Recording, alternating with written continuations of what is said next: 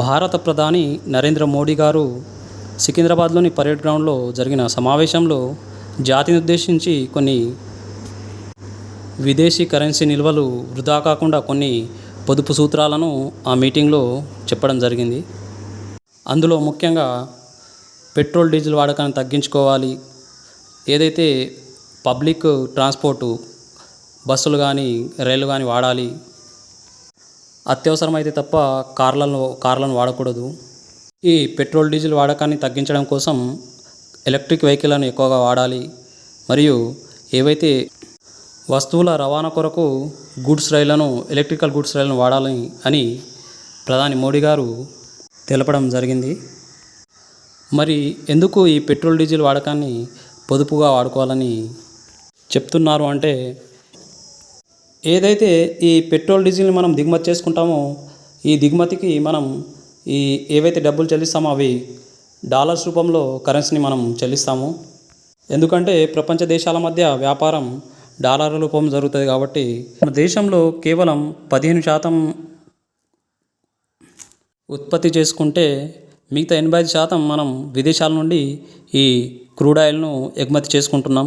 దీనికి మనం చెల్లింపులు అనేవి డాలర్ల రూపంలో చేస్తున్నాం కాబట్టి ఈ డాలర్ కరెన్సీ నిల్వలు మన దేశానికి ఏ విధంగా సమకూరుస్తాయంటే, మన ఇండియా వాళ్ళు ఇతర దేశాల్లో జాబ్ చేసినప్పుడు వాళ్ళు పంపించే జీతం కానివ్వండి, అదేవిధంగా విదేశీ టూరిస్టులు ఇక్కడికి వచ్చి డాలర్ల రూపంలో ఖర్చు చేయడం వలన కానివ్వండి, మళ్ళీ విదేశీ కంపెనీలు ఇక్కడికి వచ్చి డాలర్లలో పెట్టుబడి పెట్టడం వల్ల కానీ మనం ఏవైతే వస్తువులను విదేశాలకు ఎగుమతి చేసినప్పుడు అక్కడి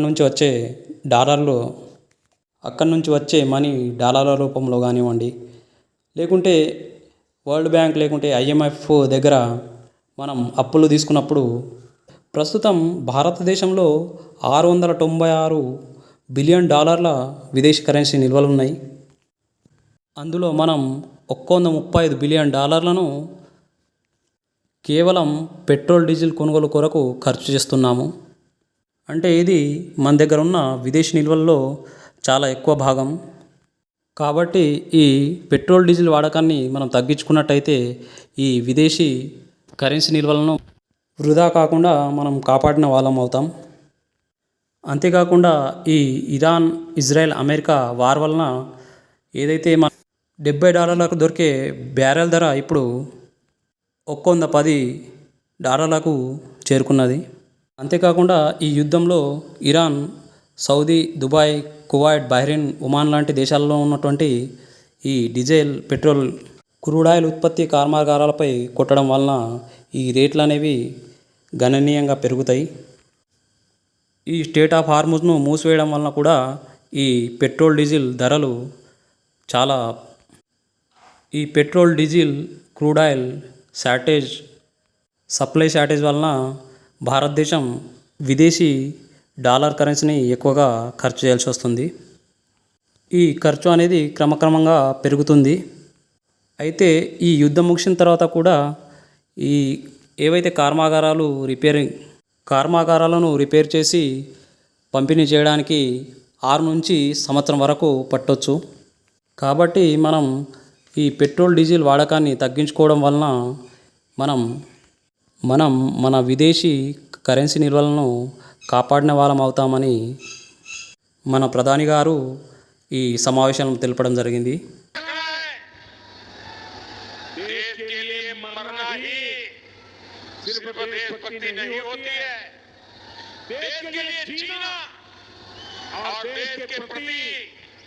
अपने कर्तव्यों को निभाना वो भी देशभक्ति होती है। इसलिए वैश्विक संकट के समय में हमें कर्तव्यों को सर्वोपरि रखते हुए कुछ संकल्प लेने होंगे और उन संकल्पों को पूरे समर्पण भाव से पूरा करना होगा। जैसे बड़ा संकल्प है पेट्रोल डीजल का संयम से इस्तेमाल करना। साथियों, हमें पेट्रोल डीजल का उपयोग कम करना होगा। शहरों में जहां मेट्रो है वहां हम तय करें कि हम मेट्रो का ही उपयोग करेंगे। ज्यादा से ज्यादा मेट्रो में ही जाएंगे।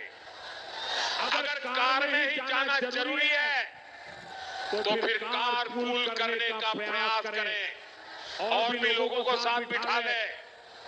अगर हमें कहीं सामान भेजना हो तो कोशिश करनी है कि वह ज्यादा से ज्यादा रेलवे गुड्स के जो ट्रेन होती है रेलवे की सर्विसेज से भेजें, ताकि इलेक्ट्रिक रेलवे होने के कारण पेट्रोल डीजल की जरूरत नहीं पड़ती है। जिन लोगों के पास కాకుండా విదేశీ ప్రయాణాలు తగ్గించుకోవాలని ప్రధాని గారు తెలపడం జరిగింది. ఏదైతే మనం విదేశాల్లో ప్రయాణం చేసినప్పుడు అక్కడ ఖర్చుల నిమిత్తం మనం డాలర్లను ఖర్చు చేయాల్సి వస్తుంది. కాబట్టి ఈ విదేశీ ప్రయాణాలు కూడా తగ్గించుకోవడం వలన మనం డాలర్లను పొదుపు చేసిన వాళ్ళం అవుతామని ప్రధాని గారు తెలపడం జరిగింది. అంతేకాకుండా విదేశాల్లో పెళ్ళిళ్ళు చేసుకోవడం వలన కూడా ఈ డాలర్లను ఎక్కువ ఖర్చు చేస్తున్న వాళ్ళం అవుతున్నాం. ఈ డాలర్లను ఎక్కువ ఖర్చు చేస్తున్నాం కాబట్టి దీన్ని కూడా తగ్గించుకోవాలని ప్రధాని గారు తెలపడం జరిగింది. ఇంట్లో వాడే వంట నూనెల వాడకాన్ని కూడా తగ్గించుకోవాలని మోదీ గారు తెలపడం జరిగింది. ఎందుకంటే ఈ ఫామ్ ఆయిల్ని మనం మలేషియా నుంచి ఎగుమతి చేసుకుంటున్నాం. అదేవిధంగా ఈ సన్ఫ్లవర్ ఆయిల్ను ఉక్రెయిన్, రష్యా, అర్జెంటీనా వంటి దేశాల నుండి ఎగుమతి చేసుకుంటున్నాం. కాబట్టి ఈ ఎగుమతుల కొరకు మనం ఎక్కువగా డాలర్లను ఖర్చు చేస్తున్నాం. కాబట్టి ఈ ఆయిల్ వాడకాన్ని తగ్గించుకుంటే మనం డాలర్ ఖర్చులను తగ్గించుకోవచ్చు. అదేవిధంగా మన శరీరాన్ని కూడా హెల్తీగా కాపాడుకోవచ్చు అని మోదీ గారు చెప్పడం జరిగింది. ఈ యూరియాను కూడా మనం విదేశాల నుండి ఎగుమతి చేసుకుంటున్నాం. కాబట్టి ఈ యూరియా వాడకాన్ని కూడా తగ్గించి నేచురల్ ఫార్మింగ్ వైపు మొగ్గు చూపినట్టయితే దీనివలన సాయిల్ హెల్త్తో పాటు ఈ డాలర్ నిల్వల ఖర్చులను తగ్గించిన వాళ్ళం అవుతామని ప్రధాని గారు తెలపడం జరిగింది. బంగారాన్ని కూడా 1 సంవత్సరం వరకు కొనవద్దని ప్రధాని గారు సూచించడం జరిగింది. సంవత్సరానికి మనం $71 బిలియన్ అనగా 6 లక్షల కోట్ల విలువైన బంగారాన్ని దిగుమతి చేసుకోవడం జరిగింది. దీనికి చెల్లింపుగా $71 బిలియన్ డబ్బును ఖర్చు చేయడం జరిగింది.